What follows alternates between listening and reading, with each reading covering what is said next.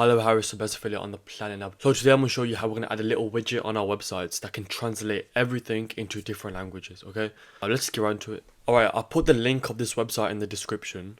It's called googletranslate.io. What this basically does is that is like this little widget here at the bottom. And what you can do is flick through different languages and it will translate that whole website into a different language.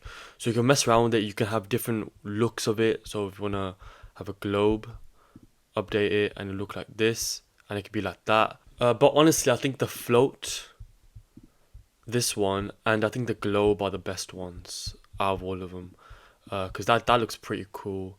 And the first one looks pretty cool as well. But I think I think float is the best one. Okay, so let's go with float, and then we can translate from English to, and you can pick all the languages on the planet here. So you can click them, add them in. Euro structure, you can only choose one for the free plan. And you can also position how you like, the bottom right, bottom left. I think bottom left is fine. And let's update that.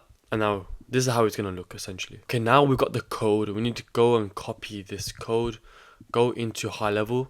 Into a sub account, go to the sites tab, then go to settings, then copy this here, okay, and then scroll down and press save.